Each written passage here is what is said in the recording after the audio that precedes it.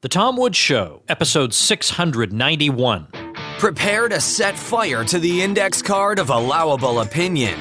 Your daily dose of liberty education starts here. The Tom Woods Show. Hi everybody, Tom Woods here. If you enjoy this show and you haven't yet read one of my books, allow me to recommend Real Dissent. A libertarian sets fire to the index card of allowable opinion. It covers a wide array of topics, and it contains a whole bunch of my replies to critics. Check it out for just 4 smackers on Kindle over at realdissent.com. Hello everybody, Tom Woods here. This is, I don't know what to say about this interview, but you're really going to be glad you heard it. This is something special. I don't know what else to say, but I'm absolutely thrilled to have this chance to speak to Jim Hale. You're not going to hear this anywhere else. Jim Hale was Media Relations Director of the Committee for the Liberation of Iraq. So you know what that means. This was an organization founded in 2002. It included among its members former Secretary of State George Shultz, John McCain, former Senator Bob Kerrey of Nebraska, and Bill Kristol was heavily involved, a lot of other such people, and now Jim has had a complete change of heart. I mean, and not just the Hillary Clinton style change of heart. I mean, absolutely repudiating interventionism and embracing the ideas of Ron Paul, and he's now a listener of the Tom Woods Show. Absolutely unbelievable. Jim, welcome to the show. Tom, I am so glad to be on your show. I've been a big fan of yours now for the last couple of months. When I first discovered you, I never miss a podcast, and it's a privilege for me to be a guest. Well, I'll tell you something. I get a lot of people writing to me via Facebook, and I'm so overwhelmed I can't even read all of them. If I read everything that's sent to me through my website, but the Facebook thing, I feel like I would. It's not that I'm being rude. It's that I only have so many hours in the day, and I have 5 kids. But something, I don't know, divine providence. I don't know how to account for it. But I read what you sent me, and I said, "Okay, hold on just a minute. You can't send me something like that and not come on the show." So here you are. I want you to tell me about the creation of the Committee for the Liberation of Iraq. Yeah, Tom. So that was, one of these kind of things that happens in Washington. I was already working on the Hill at a place called Orion Strategies. My boss there was Randy Schooneman, and he had opened up the shop about a year before then. We had worked together. He was the president of an outfit in D.C. called the Mercury Group, which was basically the PR ad agency for the NRA. And then Randy left and later hired me to work for him. I worked on some issues mostly having to do with anti-Castro Cubans and that kind of thing. And then, when the build-up to the Iraq War started, Randy got on board, and his buddies there were, Bill Kristol of course, of the Weekly Standard, and Bruce Jackson of Lockheed Corporation, and they formed the Committee for the Liberation of Iraq. And our stated goal was to inform, both policymakers and the media and anybody else about, why we needed regime change. During this time, you were in regular contact with people like Bill Kristol. You knew him well. Well, no, I didn't know him well, so he called the office every day, and they strategized, and they got together, and they put together a media strategy, which was quite effective. We got covered, I think it was like in November of 2002 when the New York Times picked us up, and we just started recruiting on both sides of the aisle. Kristol kept things pretty secret with Randy and with Jackson, and so they kind of met behind closed doors, and then I was the one who was taking the phone calls from Bill Kristol. Okay, given that, I'm not sure you'd be able to answer this question, but I'm curious to know, and I don't even know if you'd feel comfortable answering this. Could you tell if they really believed the official rationales for the war, or did they just want to get the war, regardless of what it took or what rationale needed to be put forward? Yeah, Tom, that's an interesting question. I think something happens when you get involved in these kind of initiatives, that you have to convince yourself that you believe what you're saying. As far as there are ulterior motives, I think with Crystal and a lot of the neocons, Israel is a big part of it. That's where a lot of their loyalty lies. And I think that is, the root of neoconservatism in a lot of ways. And I do think that, Randy was the author of the Iraq Liberation Act of 1998 that was signed by President Clinton. Randy had a picture in his office of Clinton with a handwritten thank you note thanking him for his work on the Liberation Act. And by the way, the stated goal of that, signed by Clinton, was regime change in Iraq. So obviously, they were very eager to get the war going, to get the PR effort for the war going in terms of, how much they or what their agendas were. I couldn't say. Now, where did you come from? What had you been doing that you would have been tapped for a project like this? Well, I was a TV news guy for most of my professional career. I was actually a sportscaster and then a news guy, and I was always the token conservative in the newsroom.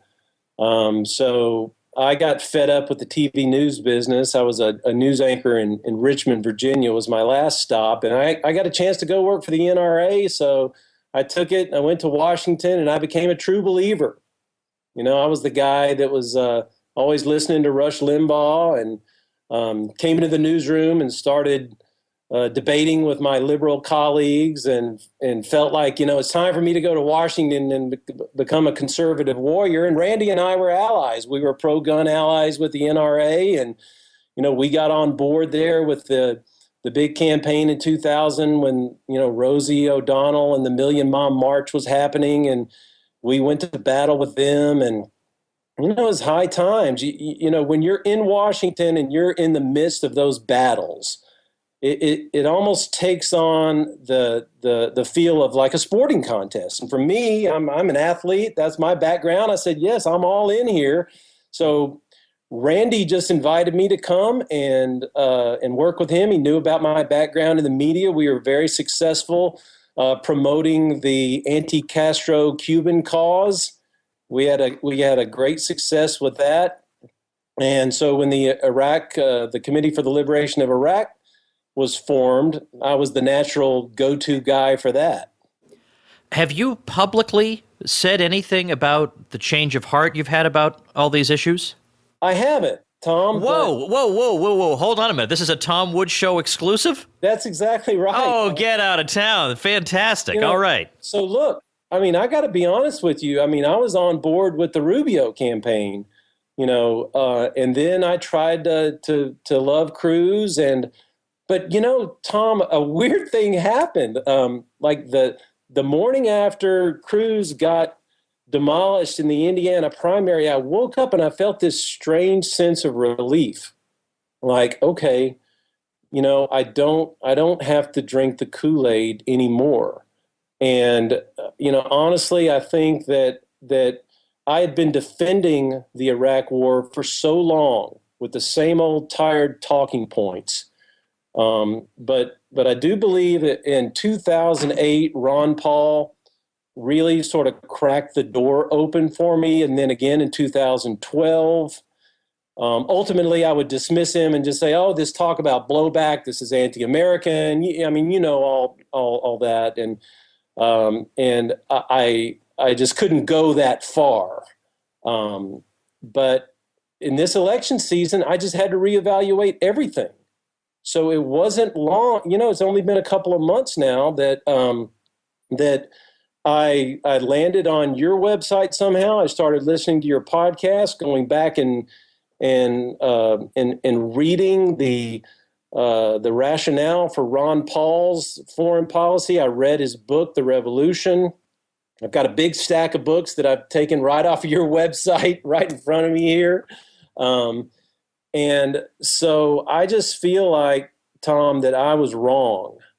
And I used to call myself an evangelical Christian. Now I'm a confessional Lutheran, but I take my faith seriously. And I think that was really a big part of this, Tom. I felt like I could no longer rationalize, all of my rhetoric about being a limited government Republican and talking about the big spending Democrats at the same time supporting, an insane foreign policy. My son now is 14 years old, Tom, and for his entire life, we've been fighting in Afghanistan and Iraq almost. And I honestly had to say, as a believer and as somebody who, professes faith and teaches my children to speak the truth and to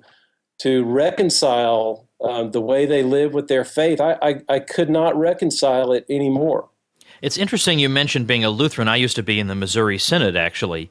And Luther himself would have had no truck at all with dispensationalist theology, the theology that is used to justify a lot of these wars because it's going to bring in, Christ will return and you'll have the rapture and all that. He would have had no absolute contempt for that. The vast majority of the Protestant tradition, certainly all the major thinkers, they would not have recognized any of this stuff at all.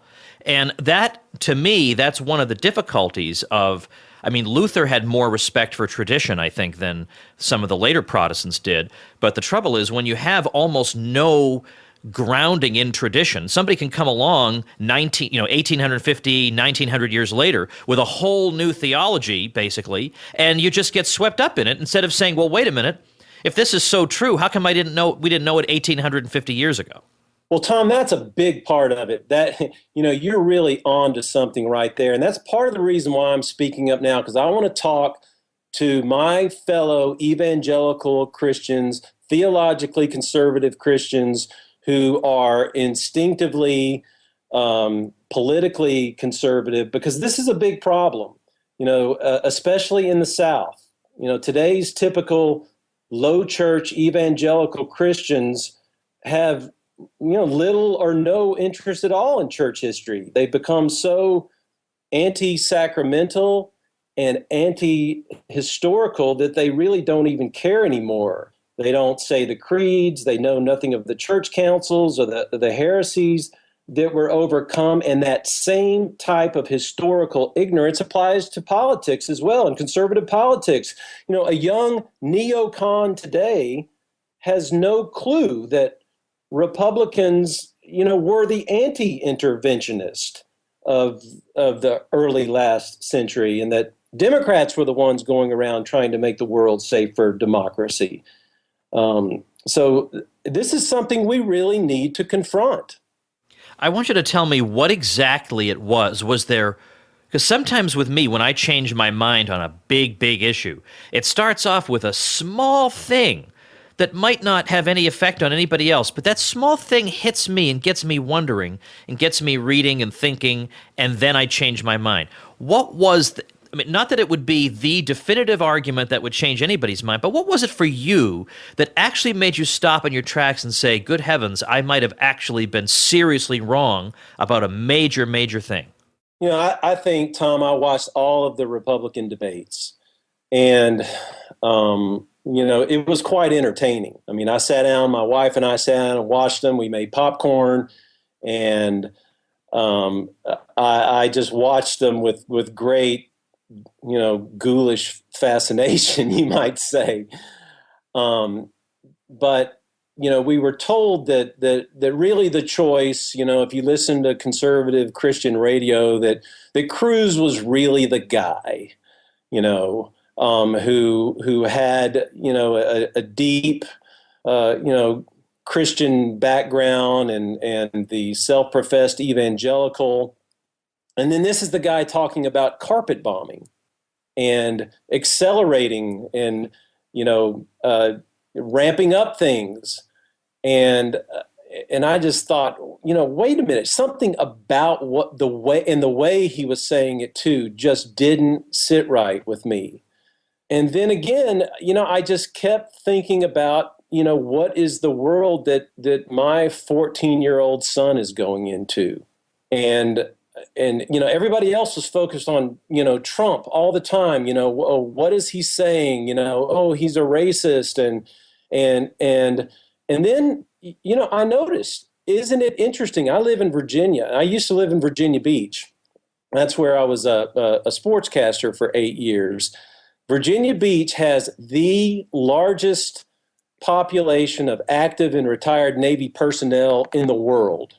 And in the Virginia primary, which Trump won over Rubio, he demolished the competition in Virginia Beach. Now, what was that all about? Well, Trump was talking all along about how he had been opposed to the war in Iraq. And I think that the neocons today, if you read National Review, if you read Weekly Standard, they haven't figured it out yet. They don't understand, how military people can support Trump, because he said a lot of crazy things about what he might have the military do, but he's never wavered from his opposition to Iraq, and even questioned removing Assad. And I think that's the thing right now that we really have to focus on, is actually thinking about regime change in Syria, which would be worse than Libya or Iraq. Can I assume that is a position that you would not necessarily have held 10 or 12 years ago? Oh, of course not.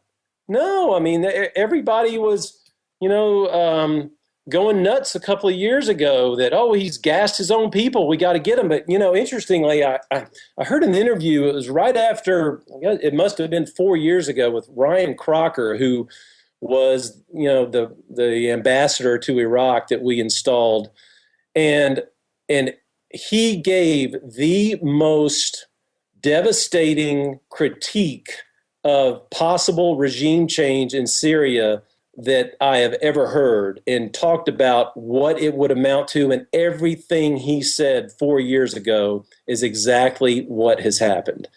But as a neocon, we just kind of charge in there and say, we've got to do this, and it's God's will. And Tom, I mean, we'll all be getting together on our Bible studies on Friday nights and, praying for the troops and saying, we have to go confront this evil, and never really examining, what happens and how we make things worse. Not just for the, the people who are victims, the innocent victims, but our young men and women too, and now we're all excited about drafting women and sending them off to fight. I mean, it's just become absolutely insane. And I think if, as somebody who played a part in this, I do feel like I have some responsibility. I've never spoken up. Most of the people where I live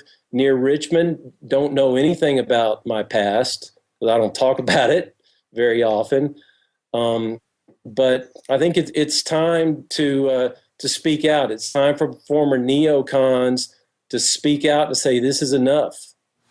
All right, let me ask you this. This might be a toughie, but at any time when you were media relations director, did you put out any material that you thought was at least a stretch or possibly outright false, but rationalized it on the grounds that we've got to alert Americans to the importance of this threat? Tom, we were so over the top. I mean, the momentum got going. I mean, we had war protesters showing up at our office. I was out there one day, and I was trying to keep the war protesters away from my boss, Schooneman. and this guy pulled me down on top. He got behind me and he pulled me down on top of him, and he started screaming, oh, citizens arrest, citizens arrest. This man attacked me. I mean, that's the kind of crazy, emotionally charged environment that we were in. I mean, people were coming by and vandalizing the place, and it was scary to walk down the street sometime. But you know what? I loved it. I loved being in the fight.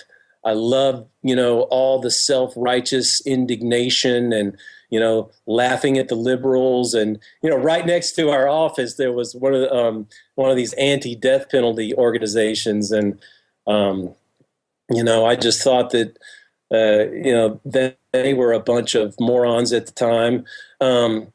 So yeah. And in fact, specifically, I can tell you that I remember one time when we recruited, it was all bipartisan. It was very important that we have this bipartisan. So we wanted to get Democrats on board, and that was our big job.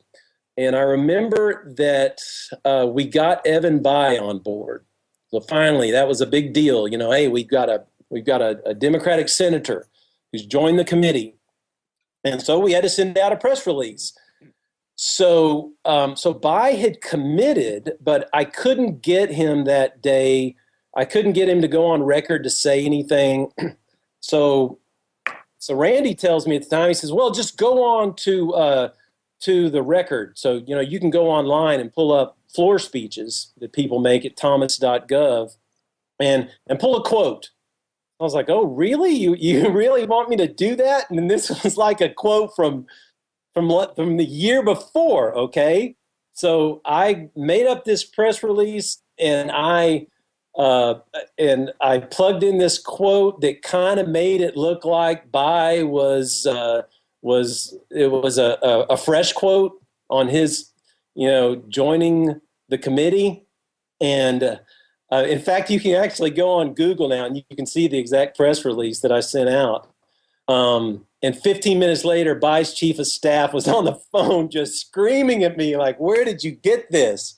I was like, "Well, I got it. It's on the record, and oh boy, that was unethical."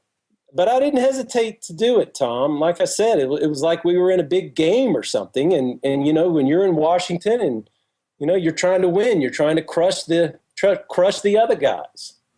Have you kept in contact with any of the people who were in your circles in those days over the years?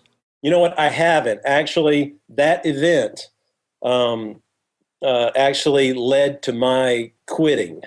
So I left just about a week before the war started because Randy blew up and actually blamed me for the press release, and that turned into quite a hostile encounter that we had. And I packed up my office and walked out one day. But I was still a believer. I was still pleased when the war started, and felt proud of the duty that I had performed. And then shortly after that, the committee disbanded. But yeah, I mean, that's the kind of, crazy stuff that goes on. I read the article you sent me. By the way, that article that you sent me about your background, has that been published anywhere? No, I just wrote that up because I wanted to give you some background. I thought about sending it around, kind of polishing it up and sending it around and maybe putting in some more stories. Yeah, but maybe no, you're so. the first person that's read it. Okay, yeah, because I definitely thought that should be available to people for sure. The reason I mentioned that article is that toward the end you mentioned Congressman Walter Jones from North Carolina. There are a lot of people who now say, even Hillary Clinton, who now say, "Oh, I made a mistake in supporting the war." Yeah, sure. And you'll support the next 7 of them, that'll have even flimsier rationales. But somebody who really did change as a result of the experience was Congressman Walter Jones, who has been absolutely outspoken about all this. He's on the board of the Ron Paul Institute for Peace and Prosperity. which is an organization I'd like to put you in contact with. Have you ever gotten to know him, Congressman Jones? Because I've got to meet him only briefly once, and in meeting him, I told him that I deeply respected his coming clean and being honest and being such a tough anti-war voice, and he simply said, "You honor me, sir." Well, isn't that great? I go to Eastern North Carolina. We vacation in the Outer Banks, and I was actually down there when his opponent was running ads on the radio, really slandering Jones. It was ridiculous. But I did know Jones not from the war issue. He was actually one of our reliable gun votes. So we did a lot of work for the National Shooting Sports Foundation and worked on preemption laws and that kind of thing. And Jones was always a go-to guy for the gun issue. But I would challenge any neocon, any person who advocates interventionist foreign policy, to go on to YouTube. I just saw the interview that Ron Paul did with him a couple of weeks ago. And especially if you identify as a conservative Christian, to go watch that YouTube interview and to hear Jones talk about the pain that he has to go through when he writes letters to the families at Camp Lejeune Marine Corps Base, which is in his district. And we're talking about thousands of condolence letters that he's had to write. And he talks about the penance, that he does it as a penance. And this man is deeply, deeply grieved over supporting the war. And Tom, I'm actually hopeful that we can get the message out, and that good Christians and people who take sin seriously will take a look at this and examine ourselves. It's hard. It's especially hard when you're a Southerner. And I grew up in Texas myself. I mean, I had an ancestor who was a Texas Ranger in the Republic of Texas, ancestors on both sides that fought in the Civil War. Both my grandfathers served in World War I. My dad's first cousin was Joseph Dawson, who is in every book you'll ever read about D-Day. I have a framed picture of him with Eisenhower pinning the Distinguished Service Cross on him. So, growing up in the South, we have that martial spirit. The South is the only part of the country that, we still send our best and brightest off to the military academies. And I was just thinking about that at my church. We have this strapping young man who was high achieving in high school. And I just talked to him, and he's here at VMI. And I was thinking, you don't see that in the Northeast at all. I mean, we like to fight in the South, and it kind of goes right along with our Christianity as well. That when we see evil, we fight against it, we sacrifice, and we pray for those who are in harm's way, as we say. But now, Tom, my prayers are that we will see the truth, and that I'm full on board with Ron Paul and Tom Woods and everything that I'm reading now from Mises. And like I said, I feel like I've been liberated. And, I want to thank you for that too, Tom, because I can tell that we were in the same world 15 years ago. Yeah, that's right. And being a warrior, being a conservative warrior, and, absolutely 100% sure that we're right about this stuff. And, I can just say I was flat out wrong, and I'm ashamed of it. Well, join a very, very small, vanishingly small group of people who actually have the guts to come out and say that. The natural inclination, especially when you had a position in a high-profile organization with a lot of well-known people in it, is to dig in your heels and try and rationalize what you did in the past. And I think it's better to just, it's better for your own soul, it's better for the cause of truth, and it's better for other people and yourself to just come out and say, look, I did something that was wrong, and now I'm going to make amends for it and do other things. And I think you should all do likewise. That's what I've tried to do, looking back on the inane things I was writing in college. Good grief. It's a good thing there was no internet back then. Think of all the crap I'd have to explain away. But anyway, Jim, I really, really appreciate your time, your courage in telling the story, your willingness to share it with us in particular. I just can't thank you enough.